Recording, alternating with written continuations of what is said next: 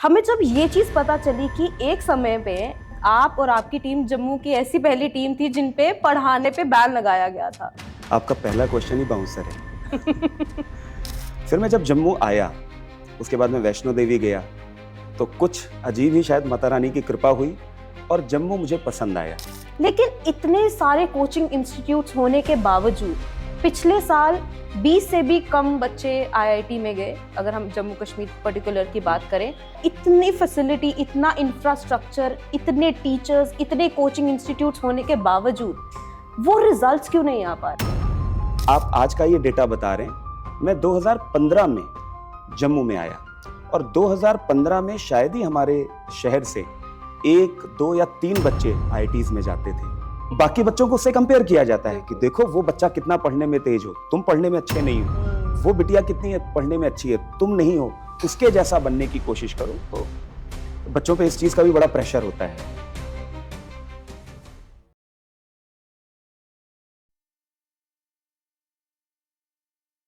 Hello everyone, आज के podcast में आप सबका स्वागत है। बहुत देर से हम सोच रहे थे पॉडकास्ट सीरीज स्टार्ट करने का और फाइनली वी आर हियर। क्योंकि कंपेटिटिव एग्जाम का टाइम चल रहा है, काफी सारे स्टूडेंट्स कंपेटिटिव एग्जाम्स दे रहे हैं, तो हमने सोचा क्यों ना एक एजुकेशन बेस्ड पॉडकास्ट से हम शुरुआत करें। तो जब हमने एजुकेशन फील्ड में मार्केट रिसर्च की तो एक नाम था जो बार बार अलग अलग स्टूडेंट्स से आ रहा था। वो नाम था मिस्टर पुनीत मिश्रा सर, जिन्होंने कोटा में पढ़ाने के बाद अलग अलग स्टेट्स में बच्चों को पढ़ाया है, मेंटोर किया है और पिछले 10 सालों से वो जम्मू और कश्मीर के स्टूडेंट्स को उनका सपना साकार करने में मदद कर रहे हैं। So I have the power house of physics with me, mister Puneet Mishra sir. So sir, आज के पॉडकास्ट में आपका बहुत बहुत स्वागत है। धन्यवाद जसलीन जी। मैं व्यक्तिगत रूप से आपको धन्यवाद भी देता हूँ और बधाई भी देता हूँ, क्योंकि आपने अपने पहले पॉडकास्ट में किसी टीचर को इनवाइट किया है। ये आप खुद भी जानते हैं कि बड़ा एक रिस्क भी हो सकता है और आजकल जो पब्लिक को चाहिए, वो चाहिए थोड़ा स्पाइसी और पढ़ाई स्पाइसी नहीं है, पढ़ाई बोरिंग है। तो आपने इसीलिए मैंने पहले बोला कि जैसे मैं व्यक्तिगत रूप से आपको धन्यवाद भी करता हूँ और बधाई भी देता हूँ कि आपने एक टीचर को इस पॉडकास्ट के लिए बुलाया। एक्चुअली ये बड़ा कैलकुलेटेड रिस्क था, क्योंकि जब रिसर्च किया आपके बैकग्राउंड के बारे में, हमें भी कुछ काफी स्पाइसी चीजों के बारे में पता चला। That's why we thought why not to begin with you. तो सर, आज का पॉडकास्ट स्टार्ट करते हैं। तो सबसे पहला एक कन्वेंशनल क्वेश्चन है कि आपने एजुकेशन फील्ड कैसे सेलेक्ट की? अ, मैंने बीटेक किया है। मेरी ब्रांच थी इलेक्ट्रॉनिक्स एंड कम्युनिकेशन। तो उस दौरान कुछ ऐसी प्रॉब्लम्स आई कि मुझे पढ़ाना पड़ा। ऑब्वियस सी बात है, कुछ फाइनेंशियल प्रॉब्लम होगी, मैंने पढ़ाना शुरू किया और मैंने अपने आप को देखा कि मेरा कॉन्फिडेंस लेवल उतना अच्छा नहीं था और जब मैंने पढ़ाना शुरू किया तो मैंने अपने आप को एक डिफरेंट पर्सनैलिटी पाया वहाँ पर, कि मैं बच्चों के साथ कॉन्फिडेंट फ़ील करता हूँ। जब मैं बच्चों को पढ़ा रहा हूँ, तो जो मेरे को परेशानी आई है, उन परेशानियों से बच्चों को कैसे बचाया जा सकता है। तो वो कुछ ऐसा ऐसा कुछ रहा कि मुझे लगा कि ये फ़ील्ड मेरे लिए है। दूसरी बात, हमारे 2007 का मैं पास आउट हूँ। उस समय भारी रिसेशन था इंडिया में। तो हमारे कॉलेजेस में कंपनीज़ तो बहुत आई, लेकिन पैकेजेस काफ़ी कम थे।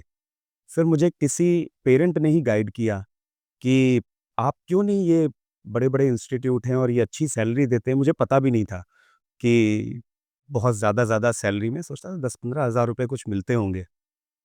लेकिन जब मैं वहाँ गया तो सैलरीज़ लाख में नहीं थी, करोड़ों में भी थी। तो मुझे वहाँ से एक मोटिवेशन मिला और मैं कॉन्फिडेंट था कि मैं वहाँ तक पहुँच सकता हूँ। तो शुरुआत मैंने पैसे के लिए करी। लेकिन आज मैं अगर अपने आप को बताऊँ, तो आज मैं टीचर हूँ। आज मैं पैसे के लिए नहीं पढ़ाता हूँ। नो डाउट पैसा ज़रूरी है, पैसा आ भी रहा है, पैसा मैं कमाता हूँ, लेकिन आज मैं शुद्ध टीचर हूँ। हम सब बहुत देर से पॉडकास्ट शुरू करने का सोच रहे थे और जब हमने इस पॉडकास्ट के बारे में टीम को बताया तो मैं बड़ी सरप्राइज थी कि हमारी टीम मेंबर्स में से ही 3 ऐसे लोग थे जो आपके स्टूडेंट रह चुके हैं and they were talking highly about you. तो हम मतलब ये बहुत हमारे लिए शॉकिंग था कि एक टीचर जिसकी इतनी पॉपुलैरिटी है, जो इतने सालों से इस फील्ड में रह चुके हैं एंड लाइक आपको बच्चे सिर्फ एक टीचर की तरह नहीं देखते, एक मेंटोर की तरह देखते हैं। हमें जब ये चीज़ पता चली कि एक समय में आप और आपकी टीम को जम्मू में पढ़ाने से बैन किया गया था। ये what is this thing all about sir? आपका पहला क्वेश्चन ही बाउंसर है। अ, ये बात सही है और केवल मैं और मेरी टीम ही नहीं, मैं, मेरे परिवार का कोई भी सदस्य, मेरी टीम और उनके परिवार का कोई भी सदस्य जे-एंड-के में नहीं पढ़ा सकता है, इस तरीके का एक बैन लगाया गया। लेकिन आज हम जम्मू में ही हैं। कभी-कभी होता है, कुछ लोग होते हैं, उनकी मानसिकता ये थी कि हम आउटसाइडर हैं। लेकिन ये जम्मू का प्यार, जम्मू की जनता का प्यार, पेरेंट्स का प्यार और बच्चों का प्यार है कि हम यहाँ पर हैं और अच्छे से हम काम कर रहे हैं। और पिछले 10 सालों से मैं जम्मू में काम कर रहा हूँ और मैंने सब कुछ तन, मन, धन से अपने बच्चों को पढ़ाया है। जम्मू के लिए कुछ अच्छा कर पाऊँ, ये मेरे दिल में हमेशा रहा है और मैं वो कर रहा हूँ अभी। सर आजकल के समय में अगर हम पर्टिकुलरली जम्मू की बात करें तो कोई भी इंसान जो नया बिजनेस शुरू करना चाहता है, नया स्टार्टअप करना चाहता है, वो जम्मू से बाहर जाना चाहता है। आप जम्मू को बिलोंग भी नहीं करते हैं और पिछले 10 सालों से आप इतनी डेडिकेशन से जम्मू में काम कर रहे हैं, इतने अचीवर्स प्रोड्यूस कर रहे हैं, हर एक बड़े-बड़े डोमेन में जम्मू के बच्चे पहुंच रहे हैं। तो सर ऐसा क्या आपको जम्मू में मिला कि आप जम्मू के रूट्स से इतना स्ट्रांगली कनेक्ट हो गए? जम्मू आना तो एक्सीडेंटल था ओके। कि मैं कोटा में किसी कोचिंग में पढ़ाता था और फिर वहाँ से मुझे यहाँ पर भेजा गया। तो तमाम शहरों में अलग-अलग इंस्टीट्यूट में काम करके पता नहीं क्यों मुझे कुछ शहर पसंद नहीं आ रहे थे। और मेरे पिताजी एस्ट्रोलॉजर हैं, तो वो हमेशा ये कहा करते थे कि आप नॉर्थ साइड में जाके काम करेंगे। अचानक से आपने जैसा बात बोली कि लोग जम्मू से बाहर जाना चाहते हैं और जम्मू आने का मतलब है कि आप घूमने के लिए आ रहे हैं। क्योंकि जब आप इंडिया घूमने के लिए निकलते हैं तो जम्मू बीच में नहीं आता है। या, जम्मू आने का मतलब है कि आप जम्मू आए हैं। बिल्कुल। तो मेरे जैसे पिताजी बोला करते थे कि बेटा तुम्हारा करियर नॉर्थ में ही है, नॉर्थ में ही है। और अचानक से जब मुझे पता चला कि आपको जम्मू जाना है तो मैंने कहा ये पिताजी की बात सही हो रही है। फिर मैं जब जम्मू आया, उसके बाद मैं वैष्णो देवी गया, तो कुछ अजीब ही शायद माता रानी की कृपा हुई और जम्मू मुझे पसंद आया। मैंने दिल्ली में काम किया, बहुत ज़्यादा भीड़-भाड़ और शायद मैं उस शहर के लिए फिट नहीं अपने आप को फ़ील कर रहा था। फिर मैंने कोटा में भी काम किया। कोटा में भी मुझे ऐसा लगा कि बड़ा शायद मैं नहीं यहाँ पर एडजस्ट हो पाऊँगा। जब मैं जम्मू आया तो एक मुझे बड़ा छोटा और प्यारा शहर मिला। आप कहीं पर भी आपको जाना है, आप 15 से 20 मिनट में कहीं भी जा सकते हैं। ट्रैफ़िक नहीं है, क्राइम नहीं है। तो मेरी शायद पर्सनैलिटी को जैसा शहर सूट करता था वो ये शहर है। उसके बाद जब मैंने बच्चों को पढ़ाना शुरू किया, तो पढ़ाई को लेकर यहाँ पर क्रेज़ बहुत है। लोग पढ़ना चाहते हैं। ऑल्दो कुछ कमियाँ हैं, पर मुझे कुछ अपना-अपना सा लगा और आज देखते-देखते जैसा आपने बोला, मुझे 10 साल हो चुके हैं जम्मू में। बहुत बेहतरीन सर। सर 10 साल का 10 साल तो आपको जम्मू में हो गया लेकिन आपने पढ़ाना उससे बहुत पहले का शुरू किया था। आई थिंक आपको 17 साल हो गए इस इंडस्ट्री में। तो सर 17 साल में कितने स्टूडेंट्स आपने पढ़ाए होंगे? कितने बैचेस आपने स्टूडेंट्स के पढ़ाए होंगे? एक बड़ा सिंपल सा क्वेश्चन है सर मेरा कि who is an ideal student? एक अच्छा स्टूडेंट आपकी परिभाषा में कौन है? देखिए, वैसे ये जो आपने क्वेश्चन किया है, बड़ा सब्जेक्टिव है। बच्चे सारे ही अच्छे होते हैं।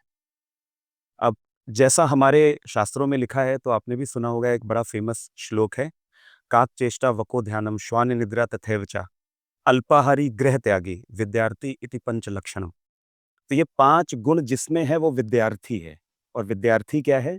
जो कुछ सीखना चाहता है।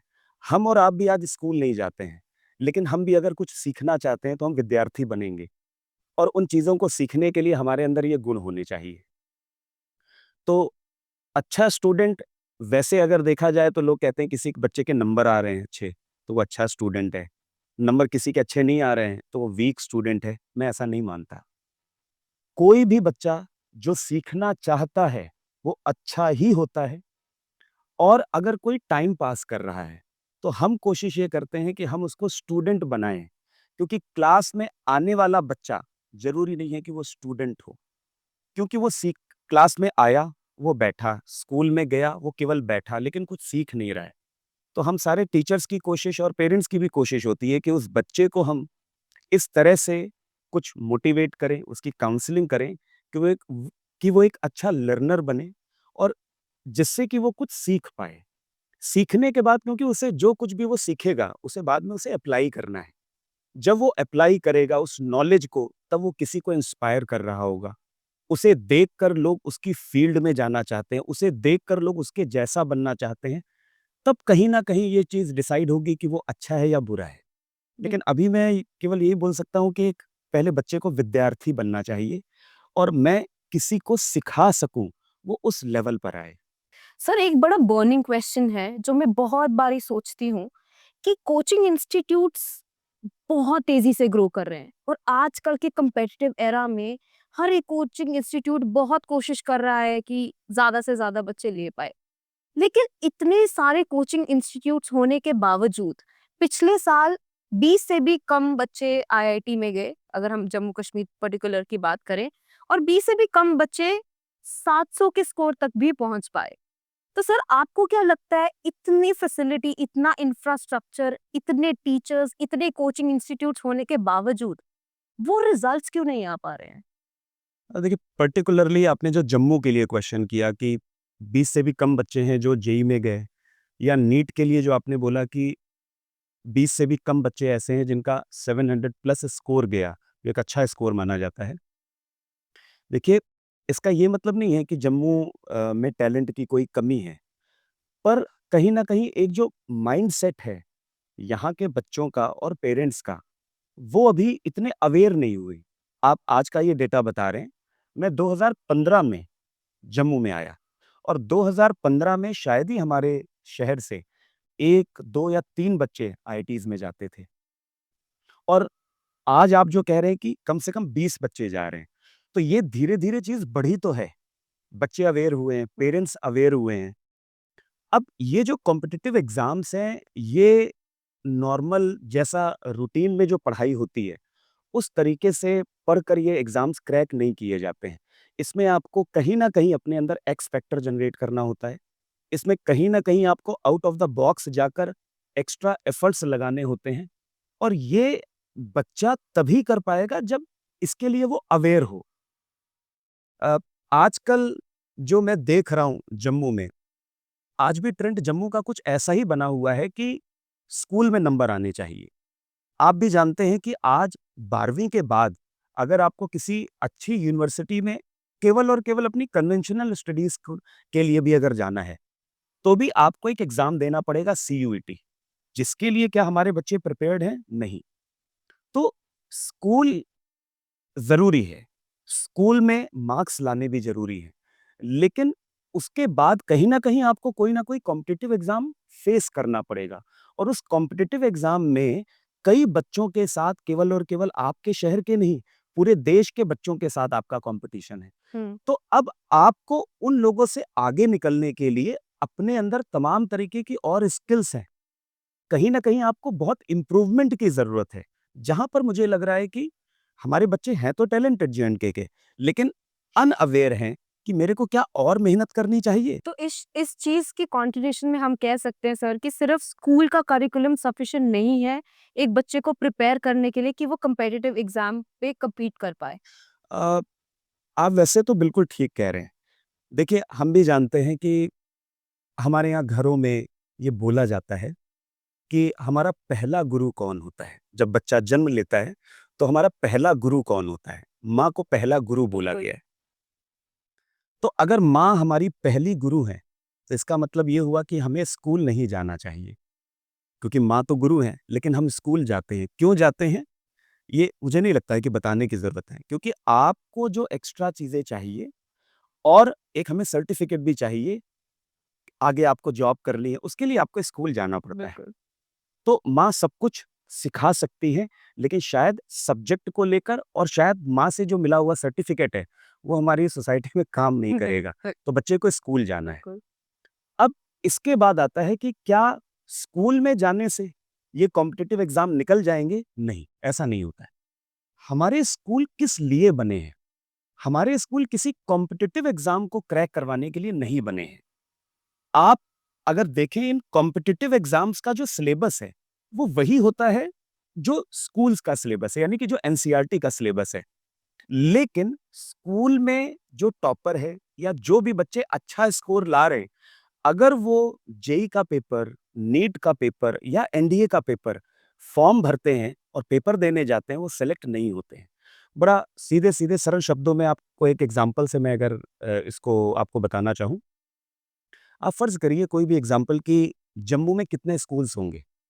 अच्छे-अच्छे स्कूल्स की बात करें, अच्छे स्कूल्स का मतलब जहाँ से रिजल्ट आता है, जहाँ पर ऑलमोस्ट 100% बच्चे पास हो जाते हैं। अगर आप शहर के टॉपर्स की बात करें, अच्छी परसेंटेज लाने वाले बच्चों की बात करें, तो जिन स्कूल से वो बच्चे निकल रहे हैं, तो अगर 100 स्कूल्स हैं तो कम से कम 100 टॉपर होंगे, इससे ज़्यादा ही स्कूल है।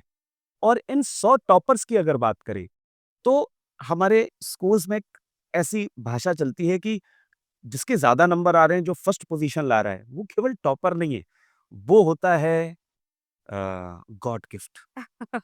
तो प्रोडिजी। बाकी बच्चों को उससे कंपेयर किया जाता है कि देखो वो बच्चा कितना पढ़ने में तेज हो, तुम पढ़ने में अच्छे नहीं हो। वो बिटिया कितनी पढ़ने में अच्छी है, तुम नहीं हो, उसके जैसा बनने की कोशिश करो। तो बच्चों पे इस चीज़ का भी बड़ा प्रेशर होता है। तो अब ये सारे के सारे टॉपर्स हैं और आप ही ने एक डेटा बताया कि हमारे यहाँ 20 बच्चे भी नहीं हैं जो आईआईटी निकाल पा रहे हैं। बिल्कुल। तो स्कूल के टॉपर होने का बिल्कुल भी मतलब नहीं कि आप इन कॉम्पिटिटिव एग्जाम के लिए प्रिपेयर्ड हो। मैं कई सारे बच्चों और पेरेंट्स को भी ये चीज़ बोलता हूँ कि ईश्वर ने हमें क्षमता दी है कि हम दौड़ सकते हैं।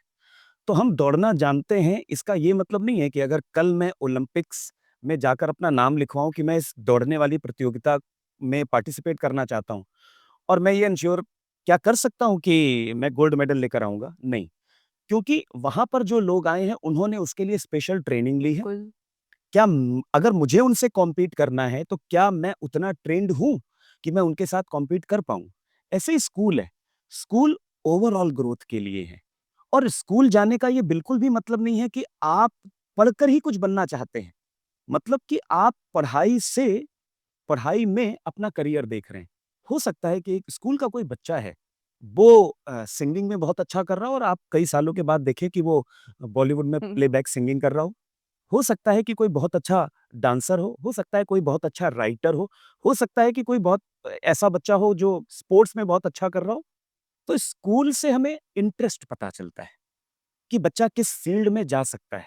लेकिन जब आप इन पर्टिकुलर एग्ज़ाम्स की बात करते हैं, इन पर्टिकुलर एग्ज़ाम्स के लिए आप सोच रहे हैं कि बच्चा बचपन से स्कूल जा रहा है, तो वो पढ़ ही रहा है और ये एग्ज़ाम क्या है? पढ़ना है और पेपर देना है। तो वो चीज़ मैच नहीं हो रही है। आपको अलग से ट्रेनिंग लेनी पड़ेगी। कुछ एग्ज़ाम्पल्स हैं जिन बच्चों ने कोचिंग नहीं ली और वो सेलेक्ट हुए, लेकिन एक्सेप्शंस एग्ज़ाम्पल्स नहीं बन सकते हैं। वो बच्चे कैसे होंगे? उनको शायद घर पे ट्रेंड किया जा रहा हो, उनके पेरेंट्स शायद उनको सब्जेक्ट नॉलेज उतनी दे पा रहे हों। तो ये एक्सेप्शंस हैं और इन एक्सेप्शंस में भी कोई ऐसा एक्सेप्शन नहीं है जिसने टॉप रैंक कभी ली हो। तो टॉप रैंक लेने वाले वही बच्चे हैं जिन्होंने इसके लिए अलग कोचिंग करी है, जिन्होंने अलग से मेंटर या गाइड से हेल्प ली है, उन्हीं बच्चों ने बहुत अच्छा किया है। सर, इसी को फ़ॉलो अप करते हुए एक और मेरा ज़हन में क्वेश्चन आया है कि जब स्कूल टाइम पे बच्चे पढ़ रहे होते हैं, अपनी 8th, 9th, 10th, 11th, 12th के एग्ज़ाम दे रहे होते हैं, उनमें से काफ़ी टॉपर बच्चे होते हैं जो 90, 90 प्लस स्कोर लाते हैं। ऑब्वियसली उन्होंने उतनी मेहनत की होती है, उतना उनका टाइम टेबल वैसा फिक्स्ड होगा, उतनी उतनी शिद्दत से वो पढ़ाई करते होंगे, है ना? वो मेहनत करते होंगे बहुत ज़्यादा। बट मैंने देखा है काफ़ी सारे ऐसे बच्चे जो अचीवर्स रहे होते हैं स्कूल पे, वो कॉम्पिटिटिव एग्ज़ाम्स की जब हम बात करें, वो कोप अप नहीं कर पाते उस चीज़ के साथ। जी। इसके पीछे का क्या कारण है सर? ये आपको जो आपने बात बोली है, ये आपको बड़ी नॉर्मल दिखेगी। ये एक्सेप्शंस में से नहीं है कि कुछ बच्चे ऐसा मेजॉरिटी ऑफ द स्टूडेंट के साथ ऐसा है कि स्कूल में उनके ग्रेड्स अच्छे हैं, परसेंटेज अच्छी आ रही है, लेकिन वो इन कॉम्पिटिटिव एग्जाम में कोप अप नहीं कर पाते हैं। उस लेवल पर वो अपने आप को प्रिपेयर्ड ही नहीं कर पाते हम्म। हैं। और जब आप स्कूल के टॉपर्स को देखेंगे, जो मैंने पहले भी आपको एक एग्जांपल से बताया, आप कभी भी टॉपर्स को इन कॉम्पिटिटिव एग्जाम में नहीं देख रहे होते हैं कि ये इन कॉम्पिटिटिव एग्जाम्स को क्रैक कर पाए। रीजन बड़ा सिंपल है इसका। देखिए, स्कूल में ग्रेड्स लाना एक फिक्स सिलेबस है, उसमें कौन से पैटर्न के क्वेश्चंस आएंगे वो आपको पहले से पता होता है। यानी कि पेपर कैसे लिखना है वो आपको पता है। एग्जाम्पल के लिए, कितने क्वेश्चन 1 नंबर के आएंगे, कितने क्वेश्चन 2 नंबर के आएंगे, कितने क्वेश्चन 3 नंबर के आएंगे या 5 नंबर के आएंगे, जो हमने अपने 10th और 12th के बोर्ड में देखा है। अब इसके अलावा एक और चीज, जब हम लोग भी पढ़ रहे थे तो आपने, आपके पेरेंट्स ने या टीचर ने चीज करवाई होगी कि हम गेस्ट पेपर सॉल्व करते हैं। और जो हम 5, 10, 15 गेस्ट पेपर या फिर प्री बोर्ड 2 या 3 प्री बोर्ड देते हैं, जो क्वेश्चंस वहां पर आए होते हैं वैसे ही हमें बोर्ड में मिल जाते हैं। या कई बार कुछ ऐसी गाइड्स होती हैं जिसमें, या सैंपल पेपर्स होते हैं जिसमें आप 10 या 15 पेपर देखिए और उसी में से मोर देन 60-70% जो क्वेश्चन है वो आपको आपके फाइनल बोर्ड एग्जाम में मिल जाते हैं। तो इन इन स्कूल्स में ग्रेड्स लाने का तरीका क्या है? ये 10 चीजें हैं, इनमें से 5 चीजें पूछी जाएंगी, इनको याद कर लो। और ज्यादातर आप स्कूल के बच्चों को देखते होंगे कि वो उनके पढ़ाई करने का तरीका क्या है। ये स्कूल में जो अच्छे ग्रेड्स लाने वाले बच्चे हैं, इसमें मैं कुछ एक्सेप्शन है उनकी बात मैं नहीं कर रहा, पर मेजॉरिटी ऑफ द स्टूडेंट्स ऐसे ही पढ़ते हैं कि आपको पता है यूटी होगा, पहला यूनिट टेस्ट। बच्चा यूनिट टेस्ट में अच्छे ग्रेड्स लाए, उसके लिए तैयारी कब शुरू करता है? 1 दिन या 2 दिन पहले। आप बच्चों से पूछिए, क्योंकि मैं हजारों बच्चों से बात कर चुका हूं, पेरेंट्स से बात कर चुका हूं, 17 साल का करियर है। तो उसमें मैंने चीज देखी कि यूनिट टेस्ट से 1 या 2 दिन पहले बच्चा हम पढ़ाई। इसी ग्रुप का पार्ट है। अच्छा जी। 1 या 2 दिन और हमारे नंबर अच्छे आ जाते हैं। आपने लापरवाही करी या आपने स्मार्टनेस दिखाई? आपने स्मार्टनेस दिखाई, वो चीज 2 या 3 दिन में ही तैयार हो जानी थी। बिल्कुल। तो 2 या, और उसे आपको यूज कैसे करना है? आपने याद कर लेना है और आपने उसको पेपर में जाके लिख देना है और आपके अच्छे नंबर आ गए। बिल्कुल। हाफ ईयरली में क्या होता है? हाफ ईयरली में आप ज्यादा से ज्यादा होगा 1 हफ्ते पहले पढ़ना शुरू कर देते हैं। हाँ, जब फाइनल्स होते हैं तो थोड़ा सा फिर बत्ती जलती है। फिर हम ये सोचते हैं कि चलो 1 महीना पहले पढ़ लो, क्योंकि पेरेंट्स भी, क्योंकि फाइनल में आपके नंबर अच्छे हैं, आपके पहले ग्रेड नंबर कैसे भी हो, फाइनल में नंबर अच्छे हैं तो आप अगली क्लास में जंप करोगे। तो बच्चा 1 महीने पहले पढ़ाई शुरू करता है। 1 महीने पहले वो रजनीकांत बन जाता है, सुबह भी पढ़ता है, रात को भी पढ़ता है। और इसी ट्रेंड को अगर आप देखो तो एक और चीज आपको देखने को मिलेगी। पेरेंट्स क्या बोलते हैं, बड़ा कॉमन है ये। पेरेंट्स बोलते हैं कि सर, ये जो हमारी बिटिया है या जो हमारा ये जो बेटा है, इसने केवल 1 महीने पढ़ा और देखिए 95% ले आया। अगर ये साल भर पढ़े तो कहाँ पहुंचेगा? यहीं पर इस क्वेश्चन का आंसर भी है। अगर वो साल भर पढ़ेगा तो इन कॉम्पिटिटिव एग्जाम्स में भी वो क्वालिफाई कर जाएगा, इन कॉम्पिटिटिव एग्जाम्स को क्रैक कर जाएगा। स्कूल के सिलेबस को पढ़ने के लिए आपको कितना ही टाइम देना है, जितना बच्चे दे रहे हैं इतना ही टाइम देना है। लेकिन हमें कितना समय मिलता है? हमें समय मिलता है 1 साल का। एक और इंटरेस्टिंग चीज आप देखिए कि हमें हर क्लास को पास करने के लिए 1 साल का समय मिला। नर्सरी से लेकर, अगर बच्चा 12वीं तक पढ़ता है या कोई और भी आगे की क्लासेस, तो 1 साल का समय मिलता है। बिल्कुल। जब हम छोटे हैं तो हमारा मैच्योरिटी लेवल, अंडरस्टैंडिंग लेवल और तमाम डिफिकल्ट चीजों को समझने के लिए जो हमारा आईक्यू और जो स्किल्स हैं, वो जैसे जैसे जैसे जैसे हम एज के साथ बढ़ रहे होते हैं, वैसे वैसे सिलेबस को बढ़ाया जा रहा होता है और डिफिकल्ट भी किया जा रहा होता है। पर ये सिलेबस डिजाइन किस तरीके से किया गया है? स्कूल का सिलेबस या एनसीईआरटी का जो सिलेबस है वो डिजाइन इस तरीके से किया गया है कि उस एज ग्रुप का बच्चा वो उस चीज को समझ सकता, और ये सारे बच्चों के लिए चीज एप्लीकेबल है। जो मैंने पहले बोला कि यूनिट टेस्ट या हाफ ईयरली या फाइनल से कितना समय पहले बच्चा ये पढ़ता है और अच्छे ग्रेड्स ले आता है, बड़ी ईमानदारी से मैं बोलूं, ये पूरे सिलेबस को, स्कूल के सिलेबस को पढ़ने के लिए 3 महीने से ज्यादा का समय चाहिए ही नहीं। और ये मैं बात कर रहा हूँ जब आप इफेक्टिवली सिलेबस को खत्म कर रहे हैं। अब हमें टाइम मिलता है 1 साल का, लेकिन हम यहाँ पर कह रहे हैं कि 3 महीने में तो सिलेबस खत्म हो जाएगा। इसका मतलब है कि गवर्नमेंट ने ये सिलेबस डिजाइन कैसे किया? जरूरी नहीं है कि हर कोई केवल पढ़ना चाहता हो।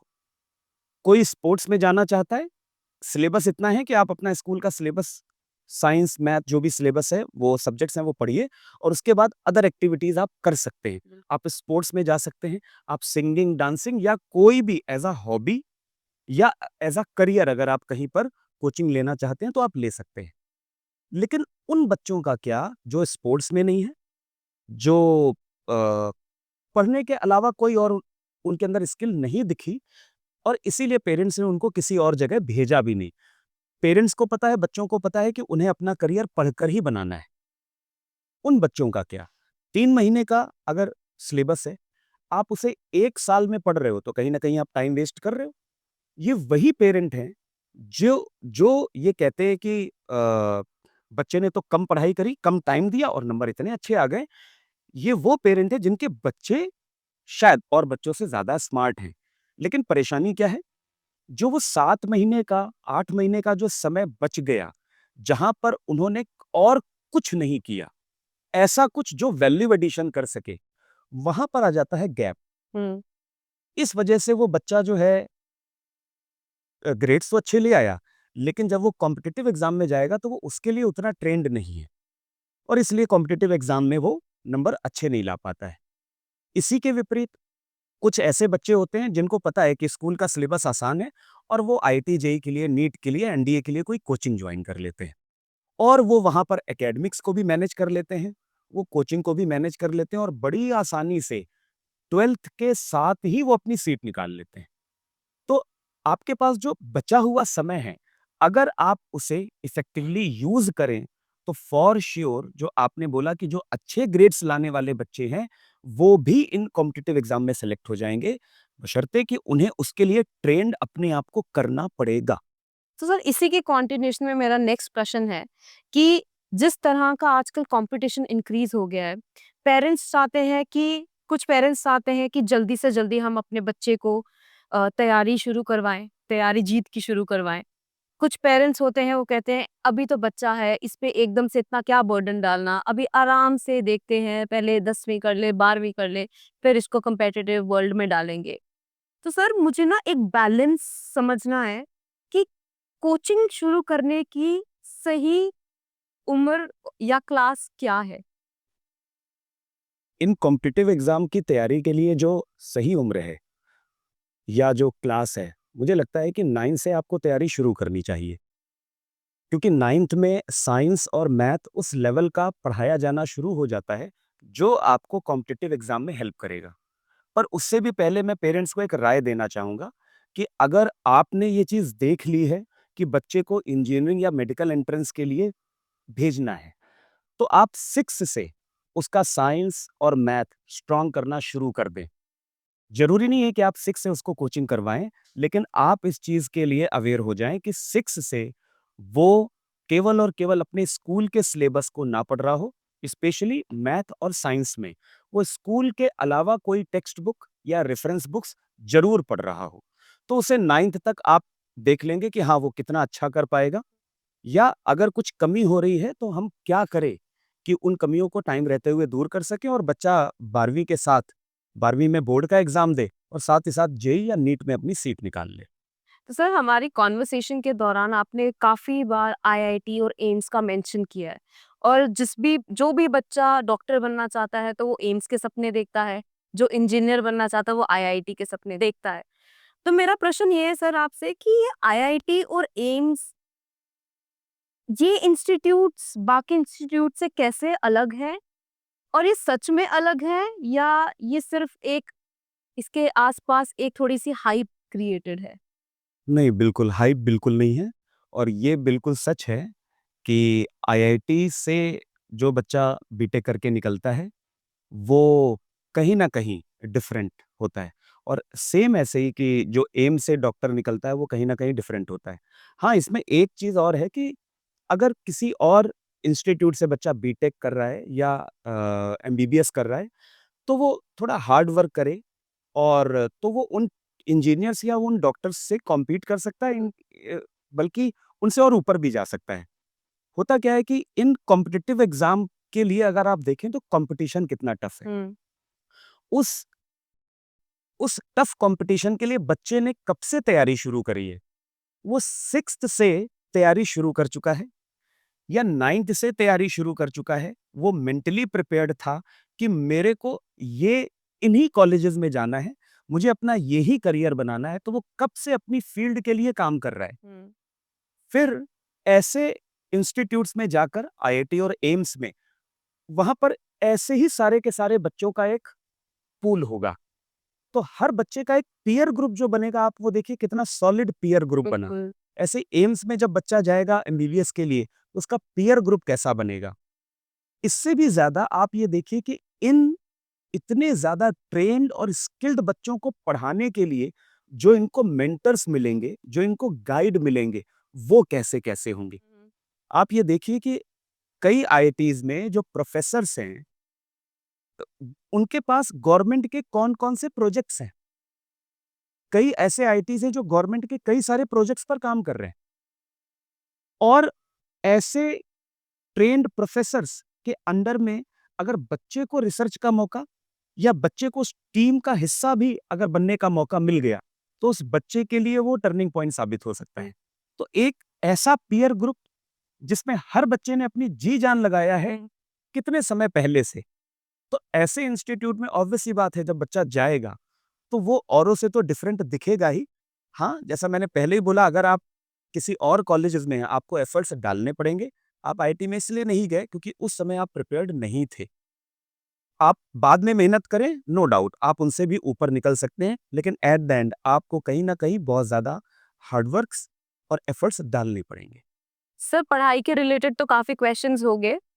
एक छोटा सा क्वेश्चन है जिसको लेकर मेरी पूरी टीम एक्चुअली बहुत इंक्विजिटिव थी कि जम्मू में जो बाहर की फैकल्टी आती है वो ज्यादा देर सस्टेन क्यों नहीं कर पाती है?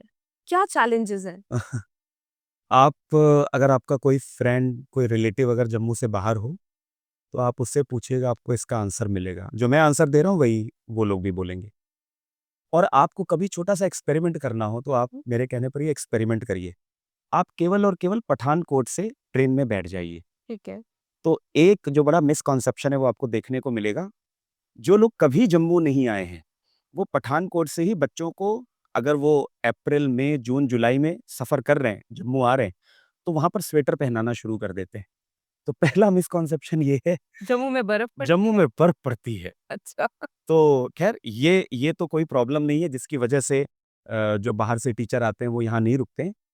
दूसरी बड़ी समस्या है कि अभी यही एक इमेज बनी हुई है जेएंडके की कि ये एक डिस्टर्ब्ड एरिया है ओके। और शायद यहाँ पर अगर हम जाएँगे तो नुकसान हो सकता हम्म। है। तो आप ये देखिए कि 25 साल, 26 साल या 30 साल का कोई व्यक्ति जब यहाँ पर आता है, अब वो इतना मैच्योर हो चुका है कि वो अपने करियर का डिसीजन ले सकता है कि मैं कहाँ जॉब करूँ। पर इसके बाद भी फैमिली से उसे प्रेशर फ़ील करना पड़ता है। और अगर उसकी शादी हो गई है, तो एक और प्रेशर कि वहाँ नहीं जाना है, कहीं और चले जाओ। तो मैं आपके माध्यम से सभी को ये बताना चाहता हूँ कि ऐसी कोई जेएनके में प्रॉब्लम नहीं है। और जो हम न्यूज़ में सुनते हैं, वो वो प्रॉब्लम नहीं है। वो कुछ ऐसा है जो आप तक, मतलब आप तक वो बात आनी ही नहीं है। आप बहुत आराम से यहाँ पर काम कर सकते हैं। दूर ज़रूर पड़ता है ये बाकी स्टेट से, लेकिन ट्रेन की जो सुविधा है, कनेक्टिविटी बहुत अच्छी है, फ्लाइट से कनेक्टिविटी बहुत अच्छी है, रोड कनेक्टिविटी बहुत अच्छी है और इतने सारे लोग जेएनके घूमने तो आते ही आते हैं। आप उनसे पता करें, यहाँ पर कोई किसी तरीके की प्रॉब्लम नहीं है। आपको जम्मू एक बार आएँगे, तो शायद ही आपका वापस जाने का कभी मन करेगा। सर जैसे ही एग्जाम्स पास आने लगते हैं या कुछ किसी कम्पिटिटिव एग्जाम की तारीख पास आने लगती है तो यूजुअली पेरेंट्स या तो मोबाइल ले लेते हैं या फिर वो पहले तो टीवी का केबल कट कर देते थे तो अब वो रिचार्ज नहीं करवाते हैं टीवी। तो सर मैं आपसे जानना चाहती हूँ क्या आपके भी ऐसे कुछ रूल्स एंड रेगुलेशंस है, कुछ स्ट्रिक्टनेस है जो आप अपने स्टूडेंट्स के साथ करते हैं क्योंकि कम्पिटिटिव एग्जाम की तैयारी करनी, जैसे आपने कहा बहुत हार्ड वर्क की जरूरत होती है, तो डिस्ट्रैक्शंस तो कोई अफोर्ड ही नहीं कर सकता। तो बिल्कुल। आपके कुछ ऐसे सेट रूल्स हैं जो आप अपने स्टूडेंट्स पे अप्लाई करते हैं? अ, ये जो आपने बोला कि जब एग्ज़ाम्स पास आ जाते हैं तब होता है, हम तो शुरू से ही बच्चों को बोलते हैं, मोबाइल फ़ोन और किसी भी डिस्ट्रैक्शन से बचने के लिए स्पेशली मैं मोबाइल फ़ोन के लिए ज़रूर हमारा इंस्टीट्यूट और मैं पर्सनली भी बोलता हूँ।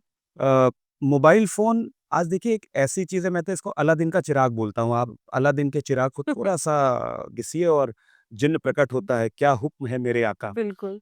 तो बच्चा तो कहता है कि पढ़ाई के अलावा सब कुछ करवा दो, क्योंकि पढ़ाई तो लीस्ट इंटरेस्ट में बच्चा पहले काउंट करता है ना कि तो इस वजह से मोबाइल फ़ोन तो रहना ही नहीं चाहिए बच्चों को।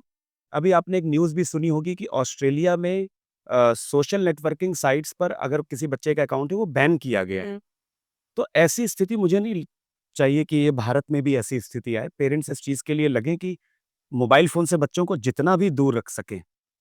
और ये तैयारी ऐसी है जहाँ पर मैंने पहले बोला कि तपस्या है। बोर्ड की तैयारी में आप देखते हैं कि बच्चे को आखिरी में ज़्यादा मेहनत करनी है क्योंकि वो 1 महीने पहले रजनीकांत बन जाता है और खूब पढ़ता है।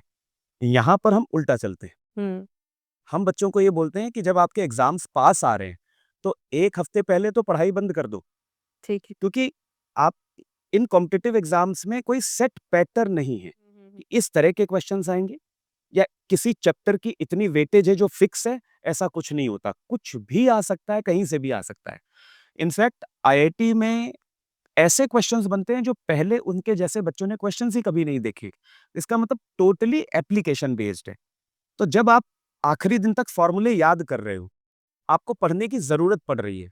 इसका मतलब है कि आप सेलेक्ट नहीं हो रहे हैं।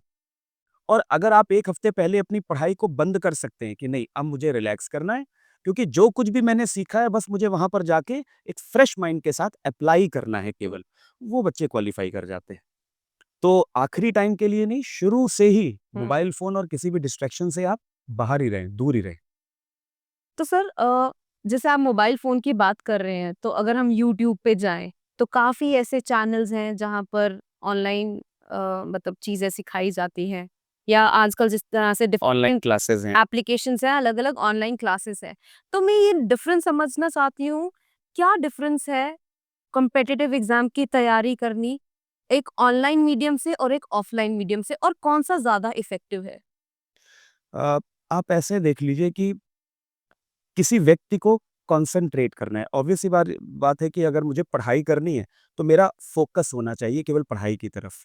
और मुझे कुछ और अगर ख़्याल आ रहे हैं, तो ऑब्वियस सी बात है मैं पढ़ नहीं पाऊँगा। बिल्कुल। तो एक तरीका होता है अगर आप बहुत ज़्यादा फ़ोकस करना चाह रहे हो, कॉन्सन्ट्रेट करना चाह रहे हो, तो एक तरीका है कि आप नशा कर लें।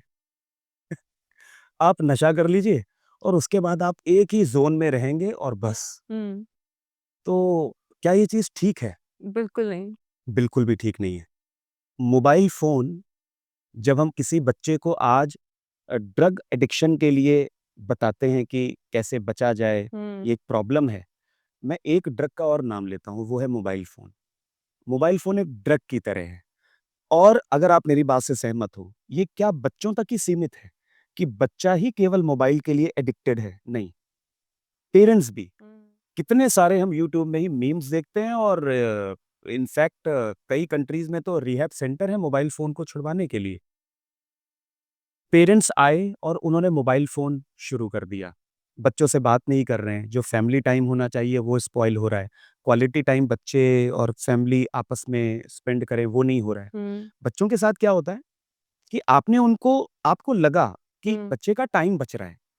वो मोबाइल फ़ोन में कोई चीज़ देख लेगा, लेकिन बच्चों के पढ़ने का तरीका क्या होता है? और मैं ये मतलब प्रॉब्लम भी बताऊँगा और इसका मैं सॉल्यूशन भी जानता हूँ। अगर इसको बच्चे फ़ॉलो करें, पेरेंट्स इस पे थोड़ा-सा ध्यान दें, तो बच्चों को फ़ायदा भी मिल सकता है। देखिए, जब हम किसी मूवी को देखने जाते हैं, तो मूवी को हमने देखा 3 घंटे की, 2.5 घंटे की, 2 घंटे की, जो भी मूवी है और मैंने आपसे बोला कि जो मूवी में हुआ है, आप उसे लिखो। तो क्या जिन 2 लोगों के बीच में जो संवाद हुआ है, जो स्क्रीन प्ले हुआ है, क्या वो बच्चा या हम एग्ज़ैक्ट वो चीज़ लिख सकते हैं? नहीं। पॉसिबल हम नहीं। केवल और केवल स्टोरी को नरेट कर सकते बिल्कुल। हैं। 5 मिनट लगेगा, 10 मिनट लगेगा। जब बच्चा ऑनलाइन पढ़ रहा होता है, तो प्रॉब्लम नंबर 1 मैं ये अभी किसी नेगेटिव साइड को कंसीडर ही नहीं कर रहा हूँ। बच्चा पढ़ रहा है, वो एक फ़िल्म की तरह पढ़ रहा है। उसने आधे घंटे का या 1 घंटे का जो भी लेक्चर था, वो पढ़ा, लेकिन उसके नोट्स नहीं बनाए, जो अभी तक स्कूल में जैसे पढ़ाया जाता है या कोचिंग में जैसे पढ़ाया जाता है। उसने एक मूवी की तरह वो देखा, और बच्चा इंटेलिजेंट है, उसने मूवी में देखा, पूरा का पूरा लेक्चर देखा, उसे लगा ये भी ठीक है, ये भी ठीक है, ये भी ठीक है। लेकिन मुझे 1 साल के बाद या 2 साल के बाद पेपर देना है और मुझे लिखना होगा, मुझे न्यूमेरिकल सॉल्व करने बिल्कुल। होंगे। मुझे तो स्टोरी का ऊपर-ऊपर केवल पता है, डेप्थ में स्टोरी के बारे में नहीं नहीं पता है। पता। तो बच्चे ये कर रहे होते हैं कि केवल देखा, नोट्स नहीं बनाए। उसके बाद क्या होता है, पेरेंट्स को लगा कि बच्चे ने तो पढ़ाई करी है, नोट्स नहीं बने। फिर बच्चा जब पेपर होगा तो उसको उन लेक्चर को दोबारा देखेगा, क्योंकि उसने वो डाउनलोड कर रखे हैं। फिर से जैसे ही वो लेक्चर को देखना शुरू करेगा, उसे वो स्टोरी की तरह रिकॉल करेगा।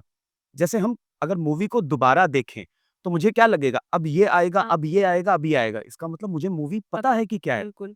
बच्चा लेक्चर को ऐसे ही देखता है, अब ये आएगा, अब ये आएगा, अब ये आएगा, और वो गलतफ़हमी का शिकार हो गया कि मुझे तो सब आता है। जब वो पेपर देने गया, तो पेपर देने के बाद वो कहता है, मुझे कुछ आता ही नहीं था।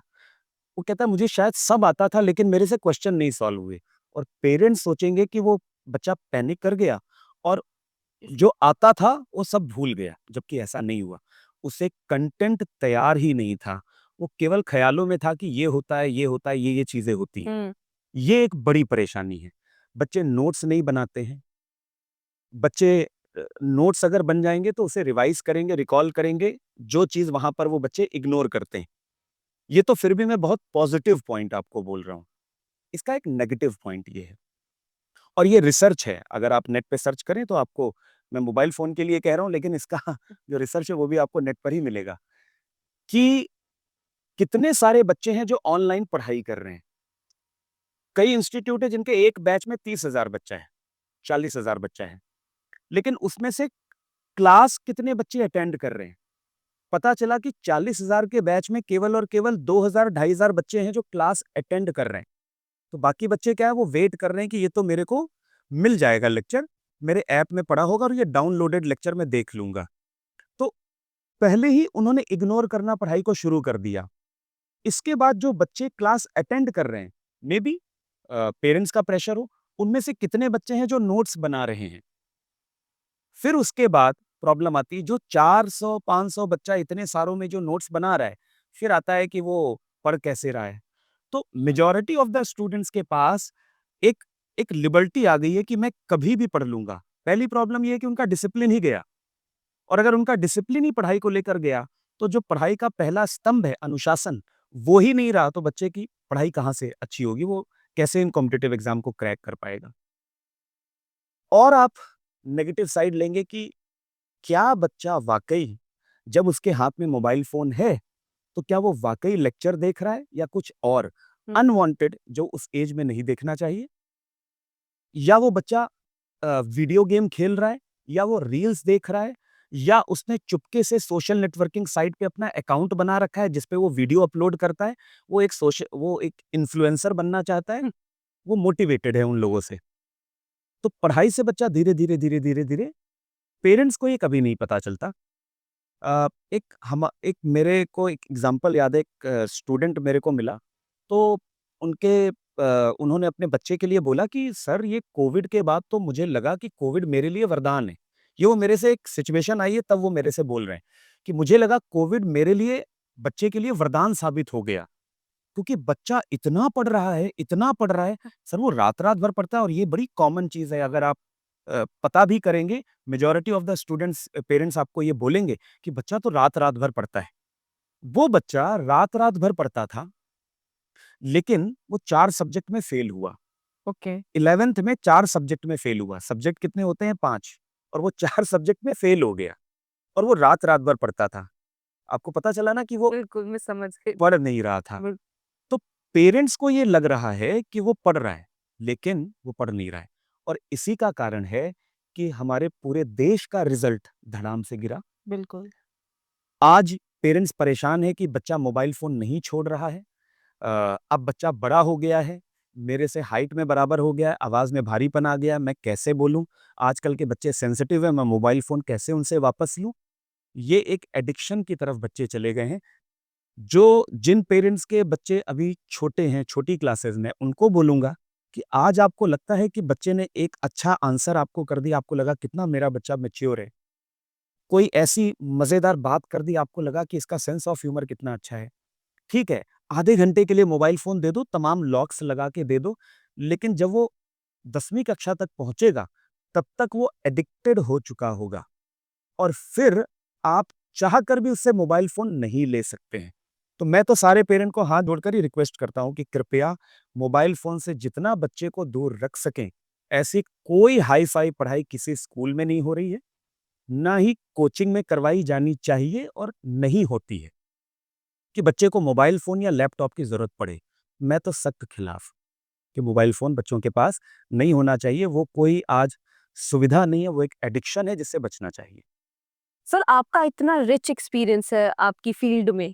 आप कितने सालों से आपने कितने स्टूडेंट्स पढ़ाए हैं और बेस्ट चीज़ है सिर्फ पढ़ाए नहीं है, कितने अचीवर्स आपने प्रोड्यूस किए हैं।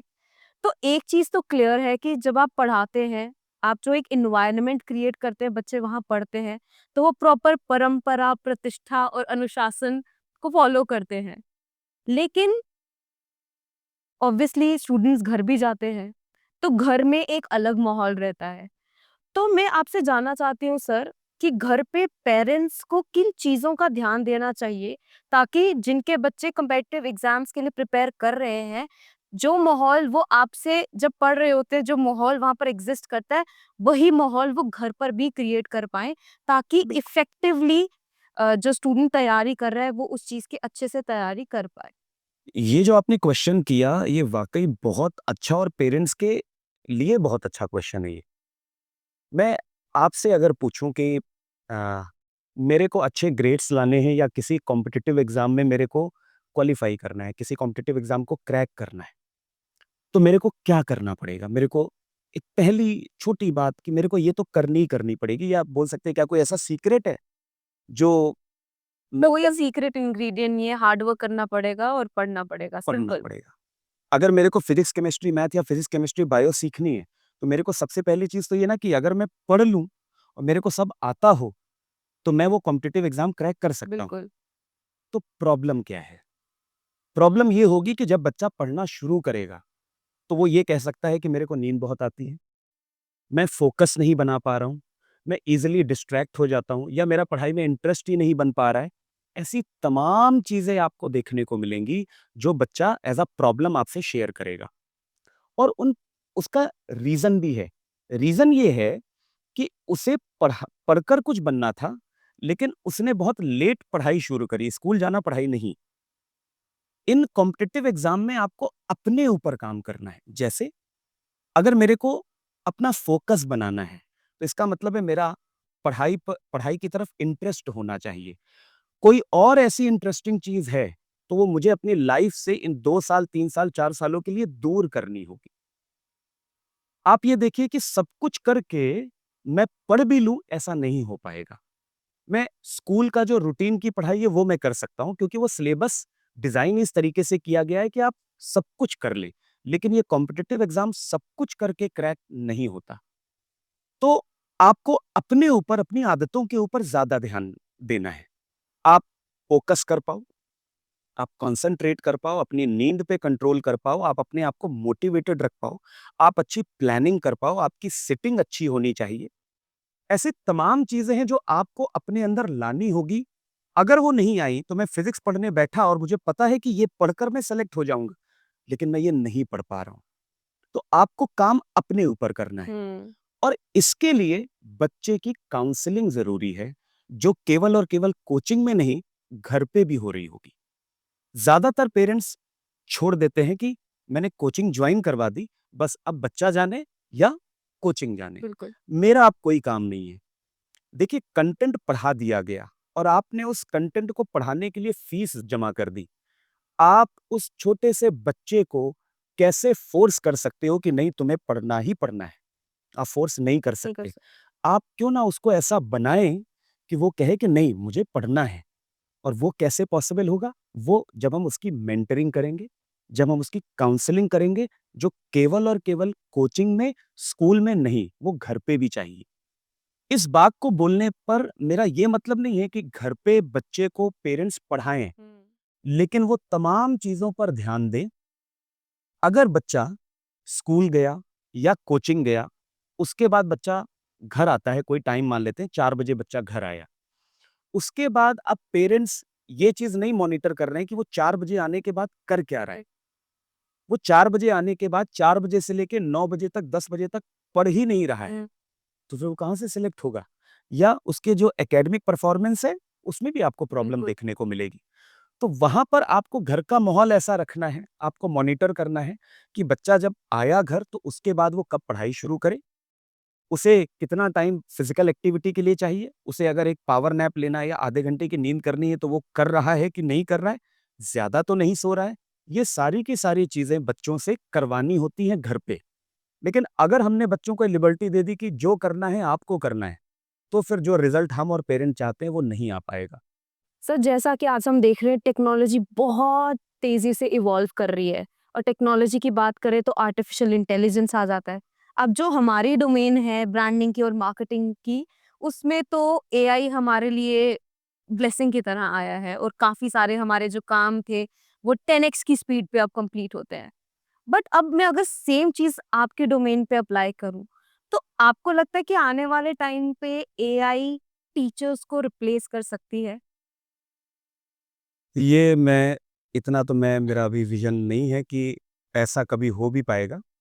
हाँ, पर ये है कि जैसे अभी आप ऑफलाइन और ऑनलाइन का देखें कि एक कोचिंग सिस्टम है जो ऑफलाइन पढ़ा रहा है, एक कोचिंग सिस्टम है जो ऑनलाइन है।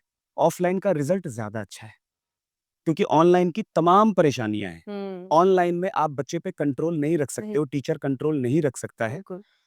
ऐसे ही आप जो एआई के लिए कह रहे हैं कि एक रोबोट है जिसके पास सारा का सारा उसके पास नॉलेज है, बिल्कुल। कोई बच्चा क्वेश्चन भी पूछेगा तो वो उसका आंसर दे देगा, लेकिन उसमें गलतियां हो सकती हैं। और जो पर्सनल टच चाहिए बच्चे को, वो रोबोट एक बार अगर उसकी बैटरी कम हुई, तो उसके बाद वो बच्चे को ये नहीं कहेगा, बच्चे की काउंसलिंग नहीं कर पाएगा, बच्चे को ये नहीं बोलेगा कि पढ़ना क्यों ज़रूरी है। तो कहीं न कहीं देखिए टेक्नोलॉजी हेल्पफुल तो रहती है, बिल्कुल। लेकिन अगर आप जो आपने क्वेश्चन किया कि कोई रोबोट पढ़ाएगा, अगर एक सामने वाला जो बच्चा है, अगर वो डिसिप्लिन्ड है, तो वो रोबोट से भी पढ़ सकता है। लेकिन परेशानी ये है कि बच्चों को हमें बनाना पड़ता है, बच्चों पे बहुत ज़्यादा ध्यान देना पड़ता है। वो शायद मशीन नहीं कर पाएगी। इनफैक्ट अगर आप देखें कि बहुत सारे लोग होते हैं जो हस्बैंड वाइफ दोनों वर्किंग है और उनको एक बेबी हुआ, तो बेबी को कोई और भी पाल सकता है, लेकिन कुछ समय के लिए बच्चे को माँ ही चाहिए। वैसे ही एक ऐसा टाइम होता है जब तक बच्चा खुद सेल्फ ड्रिवन ना हो जाए, तब तक उसे साथ में कोई ना कोई चाहिए। क्या पेरेंट्स का रिप्लेसमेंट एआई होगा? क्या क्या तो ऐसे ही सेम है कि टीचर का रिप्लेसमेंट एआई नहीं हो नहीं हो सकता। सकता। आपको कोई इन्फॉर्मेशन चाहिए, टेक्नोलॉजी आपको हेल्प कर सकती है, नो डाउट। तो आगे आने वाले टाइम में एआई का यूज़ बढ़ेगा। लेकिन आप सोचें कि पूरी स्कूल या कोचिंग सिस्टम को ये टेक्नोलॉजी रिप्लेस कर देगी, मुझे नहीं लगता। शायद ही कभी ये पॉसिबल हो पाए। सर आपसे बात करके फील हो रहा है कि आप एक ज्ञान का सागर हैं और आई थिंक टीचिंग एक ऐसी प्रोफेशन है जिसके लिए आप बहुत सूटेबल हैं। और जो भी मैं आपसे प्रश्न पूछ रही हूँ, आप जैसे उसका जवाब देते हैं, मतलब दिल करता है बस सुनते जाओ। इतना ज्ञान है आपके अंदर, आप एक तरह के ज्ञान के सागर हैं अगर मेरे नज़रिए से देखा जाए। तो टीचिंग प्रोफेशन एक बहुत सूटेबल प्रोफेशन है आपके लिए सर। बट थोड़े से मतलब मैं I am very inquisitive about this कि सर अगर आप टीचर नहीं होते तो आप क्या कर रहे होते आज? वाक़ई बड़ा टफ क्वेश्चन है ये। अगर मैं टीचर नहीं होता, सच बताऊँ तो मैंने इंजीनियरिंग करी और उसके बाद मैं कॉलेज से निकलते ही इस लाइन में आ गया। हुँ। तो आप इसको डेस्टिनी भी मान सकते हैं। मैं कुछ भी कर रहा होता और उसमें सारी चीज़ें शामिल हैं। घूम फिर के ईश्वर मुझे यहाँ तक ले ही आता, वो तो है। डेस्टिनी होती है। तो मुझे नहीं लगता कि मैं कुछ और भी करता, कहीं न कहीं रास्ता बट कुछ सर ऐसा बनता। बचपन में जैसे सोचते हैं ना what is your aim in life? अब जैसे मैं एक टाइम पे एस्ट्रोनॉट बनना चाहती थी। फिर उसके बाद कुछ और, उसके बाद तो आप बचपन में क्या सोचते थे कि मैं क्या बनूँगा बड़े होकर?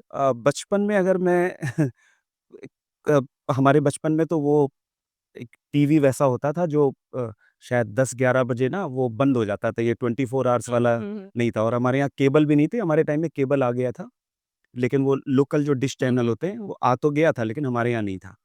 तो जो दूरदर्शन में सीरियल आते थे, उसमें एक सीरियल आता था, मुझे इसका नाम नहीं याद आ रहा, उसमें कभी आर्मी के बारे में बताते थे, कभी नेवी के बारे में हुँ। बताते थे। तो आपके क्वेश्चन करने के बाद जो मैं याद कर पा रहा हूँ कि मैंने अगर कुछ बनने का कभी सोचा था, तो वो था एक आर्मी में ऑफिसर, तो जो मैंने बनने का सोचा। उसके अलावा शायद मैंने कभी कुछ बनने का सोचा ही सेना तो तैयार कर ही रहे हैं। बिल्कुल सही है। चलो बहुत बढ़िया। सर एक मनुष्य जो जीवित है, अगर उसकी ईसीजी रिपोर्ट देखा जाए तो उसमें हाईज़ भी हैं, लोज़ भी हैं। तभी पता चलता है कि इंसान जी रहा है। तो वैसे ही सर प्रोफ़ेशन की भी बात करें, ज़िंदगी की भी बात करें, तो हमेशा हाईज़ और लोज़ से भरी होती है। और आपको तो इतने साल हो गए हैं इस प्रोफ़ेशन में ऑलरेडी। तो सर कभी ऐसा टाइम आया जब आपने सोचा कि अ, रुक जाता हूँ, मतलब थोड़ा पॉज़ ले लेता हूँ, ब्रेक ले लेता हूँ, या फिर कभी ऐसा सोचा कि यार कहीं गलत प्रोफ़ेशन पे तो नहीं आ गया? कभी इस तरह के ख़्याल आए? अ, गलत प्रोफ़ेशन में कहीं आ गया हूँ, ये तो कभी नहीं आया। के मतलब मैं एन्जॉय करता हूँ, जो भी मेरा काम है, मैं बड़ा एन्जॉय करता हूँ और आज भी मैं लगभग 14 घंटे, 15 घंटे काम करता हूँ, अपने ऑफ़िस में रहता हूँ। अ, दूसरा आपने बोला कि अप्स एंड डाउन्स बहुत आए, तो कभी लगा कि थोड़ा पॉज़ ले लेता हूँ। ऐसा एक टाइम आया था और वो अभी 2 साल पहले की बात है। मेरे को मेरी एक छोटी बिटिया हुई, तो जब मतलब वो बिटिया होनी थी, मैं हॉस्पिटल टाइम से नहीं पहुँच पाया। उसके बाद ऐसा हुआ कि मैं बहुत कम टाइम दे पाया, आज मेरी बिटिया 2 साल की है। तो पिछला जो मतलब जब वो बर्थ होने से 1 साल तक की हुई, तो मुझे लगता है कि शायद मैंने उसको 365 दिनों में 50 दिन भी देखा होगा। देखने का मतलब है उसको जगता हुआ, क्योंकि जब मैं सुबह निकला ऑफ़िस के लिए बच्चों को पढ़ाने के लिए तो वो सो रही है। जब मैं रात को 11 बजे 12 बजे घर पहुँच रहा हूँ तब वो सो रही है। तो उस समय मुझे लगा कि ये थोड़ी ज़्यादती है। लेकिन फिर वापस से ख़्याल ये आया कि मैं अपने बच्चों के लिए लगा हूँ। जो मेरे पास पेरेंट्स अपना बच्चा जैसे मैं अपने बच्चे को प्यार करता हूँ, वैसे ही जो ये जो बच्चे आ रहे हैं, इतना ही प्यार वो पेरेंट्स भी अपने बच्चे को करते होंगे। और जो बच्चा मेरे पास आ रहा है पढ़ने के लिए, वो केवल बच्चा नहीं है, वो उस घर का भविष्य है। वो कहीं न कहीं अपने घर का दिल है। तो पेरेंट्स अपना जो है वो कहते हैं ना जिगर का टुकड़ा, तो वो दिल मेरे को देकर जा रहे हैं कि इसका ख़्याल रखना। तो मैंने फिर यही सोचा क्योंकि बहुत ज़्यादा मैं थोड़ा मुझे गिल्ट हुआ कि ये मैं क्या कर रहा हूँ। तो लगा कि जो आपने बोला कि पॉज़ ले लूँ, लेकिन फिर अगले ही पल ख़्याल आया नहीं, मैं इन बच्चों के लिए अच्छा कर रहा हूँ और ईश्वर है, मेरे बच्चों के लिए भी बहुत अच्छा होगा।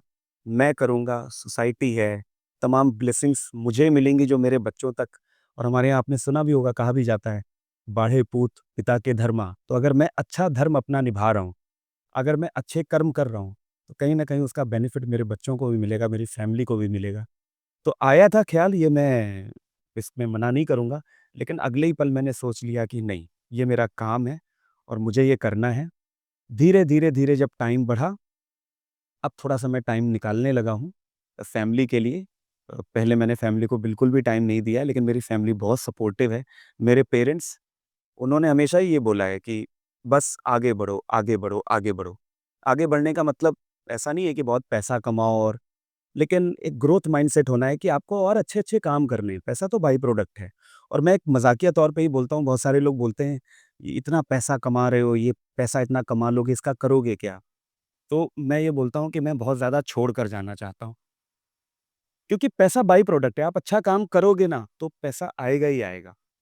तो जो 2 प्रश्न आपने बोले वो ये कि करियर को लेकर तो मैंने कभी भी सेकंड थॉट और मैं कभी चाहता नहीं कि किसी भी स्टेज में ये थॉट आए कि ये प्रोफेशन मैंने कैसे चूज़ कर लिया, बल्कि मैं लोगों को इनवाइट करता हूँ कि आइए और टीचर बनिए और अच्छे टीचर बनिए।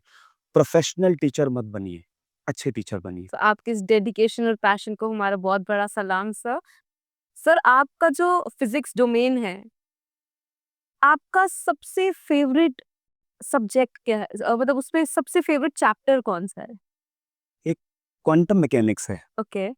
क्वांटम मैकेनिक्स जब आप भी पढ़ेंगे तो अगर आप थोड़ा स्पिरिचुअल हैं, हुँ, हुँ। तो जिन भी साइंटिस्ट जो पहले हुए और उन्होंने जो इन पे काम किया है, आप जब क्वांटम मैकेनिक्स को बहुत डेप्थ में पढ़ेंगे, तो आपको ईश्वर और ईश्वर द्वारा ये संचालित जो चीज़ें हैं, इनके बारे में आपको एक कनेक्ट हुँ। दिखेगा, मिलेगा। तो आप जब तक आध्यात्म से नहीं जुड़ रहे हो, तब तक आप क्वांटम मैकेनिक्स नहीं समझ सकते। हुँ। और आपने क्वांटम मैकेनिक्स समझी है, तो इसका मतलब है कि आपको अध्यात्म के बारे में जानकारी है। आपको पता नहीं अभी कितना आपको फिज़िक्स याद है कि नहीं? 2 तरीके की फिज़िक्स, एक न्यूटोनियन फिज़िक्स है और एक क्वांटम हुँ, फिज़िक्स है। हुँ। तो जैसे धर्म में बोला जाता है कि एक मूर्ति पूजा है और एक ईश्वर है, उसका ध्यान। क्या रूप है, वो नहीं पता। जो न्यूटोनियन फिज़िक्स है, वो मूर्ति पूजा टाइप है, हुँ। कि जो बहुत ज़्यादा स्पिरिचुअल नहीं है, जो उस सत्ता को नहीं मानते हैं, ठीक है, ये दिख रहा है आपको न्यूटोनियन फिज़िक्स, पुली कैसे काम करती है, फ़ोर्स कैसे लगता है, प्रेशर कैसे है, दिखता है। हुँ। और जब आप ये फिज़िक्स समझ लेते हो, उसके बाद नंबर आता है क्वांटम मैकेनिक्स, क्योंकि उसके डेप्थ में क्वांटम मैकेनिक्स ही, हर जगह क्वांटम मैकेनिक्स है, क्वांटम फिज़िक्स ही है। तब आपको पता चलता है कि एक बार आपने पहले मूर्ति पूजा कर ली और फिर आपको पता चला ऑलमाइटी कुछ और है, और फिर आप उसके लिए सोचना शुरू करते हो, उसको पाने के लिए काम करना शुरू करते हो। क्वांटम मैकेनिक्स कुछ ऐसा है। बहुत बेहतरीन। उसमें कौन से टॉपिक्स आते हैं? क्वांटम कौन-सा? क्वांटम मैकेनिक्स में एज़ सच अगर हम अभी 12th के सिलेबस की बात करें, और जो बच्चे अगर सुनेंगे ये, तो एक डुअल नेचर है, एटम है, न्यूक्लियाई है, हुँ, हुँ, हुँ। सेमीकंडक्टर भी है। लेकिन क्वांटम मैकेनिक्स एक बहुत वास्ट एक मतलब फ़ील्ड है, फ़िज़िक्स की एक ब्रांच है। उसमें आप टॉपिक में जाएँगे तो अभी एक गॉड पार्टिकल खोजा गया, बोसॉन जिसका नाम है। हुँ, हुँ। तो क्वांटम मैकेनिक्स में आप उसको ओके। पढ़ेंगे। ब्लैक होल बड़ा फ़ेमस है, हुँ, हुँ। जिसके लिए स्टीफन हॉकिंग जो हाँ साइंटिस्ट, जी। और आप अगर उनकी आप फ़ोटो देखें तो वाक़ई आपको साथ-साथ साक्षात वो भगवान ही दिखेंगे, कि एक व्यक्ति जो ऑलमोस्ट 100% बिल्कुल, मतलब कोई अंग-प्रत्यंग उनका नहीं हिल सकता है, लेकिन केवल उनका ब्रेन एक्टिव था और उन्होंने इतनी बड़ी रिसर्च कर बिल्कुल। दी। एब्सोल्युटली। तो बहुत वास्ट है। 2 ये फ़ेमस हैं जो मैंने आपको बताया, बाकी जो सिलेबस में है। तो सर आज के पॉडकास्ट को यहाँ पर समाप्त करते हैं। क्योंकि जनवरी एंडिंग है, फ़रवरी आने वाला है, काफ़ी सारे कॉम्पिटिटिव एग्ज़ाम्स हैं जो जो चल रहे हैं, जो आने वाले हैं। जी। तो बीइंग अ टीचर, आपका क्या मैसेज है for all the students who are preparing for the competitive exams and who are going to prepare for their exams? आपका क्या उनके लिए मैसेज है? देखिए, आखिरी समय चल रहा है। आखिरी समय का मतलब मैं बच्चों को मज़ाक में बोलता हूँ कि अब पेपर आने वाला है, तो वो आपके आखिरी कुछ मंथ हैं जहाँ पर आपको जो आप नहीं भी कर सकते हो, वो करने की कोशिश करो। मतलब अपना तन, मन, धन सब लगाकर मेहनत हुँ, करो। हुँ। किसी भी सब्जेक्ट में कोई कमी रह गई है, कोई बात नहीं, उसे जाने दो। निराश होने से कुछ नहीं मिलेगा। और जो बच्चे बहुत अच्छा पढ़ रहे हैं, उनके लिए भी सेम है। हर बच्चे को लगता है कि मैं आखिरी में कुछ भूल रहा हूँ। जो बच्चा स्कोर भी अच्छा ला रहा है स्कूल में और कोचिंग में, उसे लगता है कि मैं कुछ भूल रहा हूँ। या जिन बच्चों ने कम पढ़ाई करी है, उन्हें लगता है कि हाय मेरा क्या होगा? अब इन सारी चीज़ों को आप छोड़ दें।